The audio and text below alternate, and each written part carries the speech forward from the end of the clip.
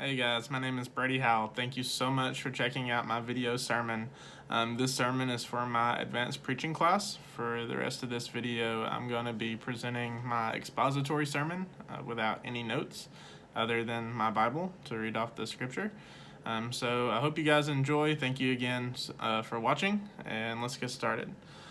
For this particular message, I really want to give a message geared towards leaders and those of us that are in these classes to learn how to preach and share the gospel and proclaim the good news of Christ, and just really give us hopefully some wisdom from the Word of God as how we can do that effectively. And so in that, for this particular passage, I've chosen 1 Corinthians chapter 2, verses 1 through 5, which says, "And I, when I came to you, brothers, did not come proclaiming to you the testimony of God with lofty speech or wisdom, for I decided to know nothing among you except Jesus Christ and Him crucified. And I was with you in weakness and in fear and in much trembling. And my speech and my message were not in plausible words of wisdom, but in demonstration of the Spirit and of power, so that your faith might not rest in the wisdom of man, but in the power of God." I think what Paul is saying here is so powerful, especially again for those of us who are going into ministry, pursuing either a career or training in the ministry and in how to share the gospel. I think here Paul paints a perfect picture of how to do that effectively. Just a little backstory, if you don't know much about the Corinthian church, ancient Corinth was a pretty interesting place. Ancient Corinth was originally a Greek city. At one point in time, it was more prosperous than even Athens. It held games, just like the Olympic Games. It was a trade town. It's had two ports, one on each end, and it sat in the center of a connecting peninsula of the north, south, east, and west. So there was a lot of diversity in ancient Corinth. The culture there was probably very similar to like a New York City or Los Angeles, with people coming just from all over the world and all these different cultures and backgrounds kind of all meshing together in a culture like ancient Greece that is already very, very unique in and of itself. Even though after that, once Corinth kind of fell and was abandoned for a long time, it was revisited and repopulated by the Romans and became a Roman colony. This is where we kind of pick up with Paul when Paul's writing this message to the Corinthians. At the time, again, Corinth was a Roman colony. The Greeks had just recently begun to resettle what had then become ancient Corinth. And so it was still very diverse. And so not only is Paul tackling starting a new church and making sure that all of these new believers are up to speed and on the right path, but he's got to do it in a way that kind of counters their culture while at the same time leads them into that relationship with the Lord. And so here Paul sets the example for us in how we do that. And for the rest of our time together, I just want to cover four main things that I think we as ministers and people who are learning how to share the gospel can take away from Paul and apply to our own ministry. The first one of these comes straight from 1 Corinthians 2, verse 1. Paul says that when he came to the Corinthians, he came not in lofty words of wisdom. He wasn't focused on so much trying to impress the Corinthian people with his education, with his wisdom that he had. He wasn't trying to make himself sound smarter and kind of above their level or anything like that. And for ancient Corinth, well, it was such a prosperous city, that was kind of the norm for them. They had a lot of education going on for that time period of history. They were a very well-educated group of people. They were all about what you can learn, what you can know. And so for Paul to say this, it was kind of astounding that he said, hey, even though this is what you're used to, this is what I'm going against here. This is not what I've come to do. And so I think for us as ministers, one of the things that we have to remind ourselves is that when we're sharing the gospel, we are to do so in a way that people understand it, that it's easy to understand. It's not complicated. It's not using necessarily all of these big theological words that the modern day person doesn't understand. After all, the whole point of this is to reach people with the gospel, and how good are we at actually doing that if they can't even understand the words we're using to convey it in? And so moving on from there, Paul just gives us a clear thing. He just leads you out into the next point of he kept it simple. Paul didn't, while he didn't use fancy words and language and all that, he also didn't make the gospel complex. He says that he only knew Jesus Christ and him crucified. That was all of Paul's message. Paul didn't try to include all of these different areas of theology. He didn't try to include doctrine per se about just different really petty things that Christians so get caught up in today. Truthfully, things that even ancient Corinth was caught up in today is the whole point of this letter. Paul didn't care about all that. And Paul understood that as long as he can get the Corinthians to focus on Jesus and Jesus Christ crucified, that everything else will take care of itself. That if that is our main goal and our main focus, that all of the other arguments are simply secondary to anything else that they would need to know. And so the same is true for us today. Our message is not necessarily against another believer that has a different doctrine than us or anything like that. Our message as proclaimers of the gospel should be Jesus Christ and him crucified.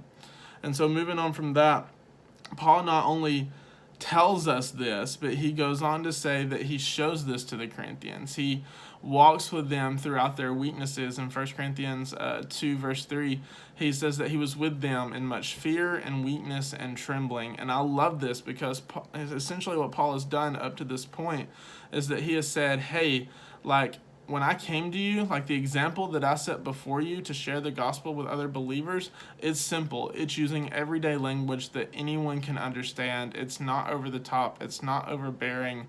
It doesn't get bogged down with all this dogmatic, systematic theology and all this stuff that we like to focus on today. But it's Jesus Christ and him crucified. And it's presenting that in the most simple way for people to understand. But Paul took it a step further. And in this third verse, he actually says, I was with you during some of the darkest times that you experienced. It's no secret that the Corinthian church probably experienced a good bit of persecution. While it's not necessarily recorded, one can only imagine if you're in a city that used to be colonized by the ancient Greeks with all of their Greek mythology, and then you bring in Roman mythology as well, and all these different pagan gods that these people worshipped. It's probably pretty easy to imagine that the Corinthian church probably experienced a good bit of persecution. They weren't necessarily the most welcome people on the block because everything that they believed challenged the pagan culture of the day, or everything they should have believed. And so during all of these hard times, whatever they may have been, whether it been persecution or not, Paul writes that he still stayed with them in that he didn't abandon them in that. He walked through it with them. And the same is true for us today. It's so easy to go out on the street and just start preaching and proclaiming the gospel. But I think when the gospel really hits home is when we take time and we get in the dirt with someone that we're trying to share it with and say, hey, I'm not only in this with you in word, but I'm actually in this with you in deed too. That we're in this together. It's not you running alone. I'm in this thing with you. Whatever the hard thing is, I'm still going to be walking it out with you.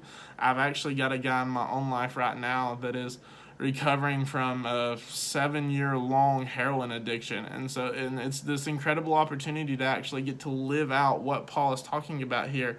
Because while I'm trying to share the gospel with him and see him grow in the Lord, at the same time, it's not me just saying all these empty words and then walking away from the situation and saying, hey man, good luck. I'm actually in this with him. We talk about it day in and day out. All of the pain that he experiences, I'm right there with him in it.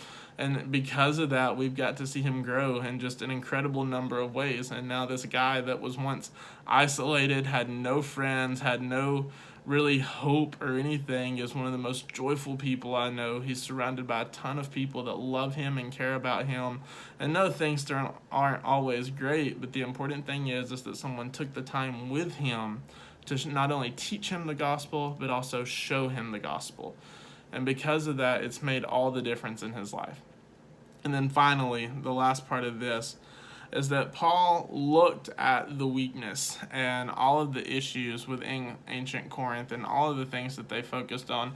And there was a lot of them. The entire book of 1 Corinthians after these first 4 chapters is nothing but Paul making a clear argument for different theological points that the Corinthians were arguing on. He even says in the opening chapters of the book that, hey, I know you're divided, I know you're arguing, I know you're trying to pick who's following who in this thing. That's not what any of this is about. And while, yes, Paul definitely got frustrated with the Corinthians in this, he didn't necessarily see their weaknesses and their frustrations that they caused him as something to run from, but he saw it as an opportunity. He saw it as from a perspective of, hey, because of this, because of all these things that they're doing wrong, that they don't know, like, they need me even more. So I've got to teach them even more. I've got to be with this even more. And so he didn't run from their weaknesses. He didn't run from their mistakes. He didn't run from the frustrations that they caused him. And he didn't run from them as a group of people. He saw them as an opportunity and a group of people that were ripe to grow just in the Lord and experience all that the Lord has for them. And I think that today, especially in today's culture, and the culture of the global church today, with it being so divided among so many different denominations and belief systems and ways to do church and church models and all this and who's got the best, within all of this, I think Paul would say the same thing to us today. Hey guys, if you'll forget all of that, just focus on these 4 things. This is the example I set. So follow me in that example. Follow me as I followed Christ. And just keep it simple.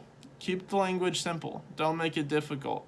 Preach Jesus Christ and Him crucified. I think it's interesting that the famous evangelist Billy Graham, a couple of years before he passed away, made the comment that if he could go back over all of his life and redo everything that he had done up until that point, he wouldn't preach more messages, he wouldn't travel more, but he would go back and he would preach the cross more. That was where the priority should be, that it's only the cross and the finished work of Christ on that cross that changes lives. And then third, just stay with them in the pain. Get with them in the mess. Be afraid to get your hands dirty. Like, it's okay to do so. And then lastly, see their weaknesses as opportunities for growth. It's not something to run from, but rather it's something to be embraced. Thank you guys so much for watching this video sermon. I hope you enjoyed it. I hope it was beneficial. Again, thanks so much.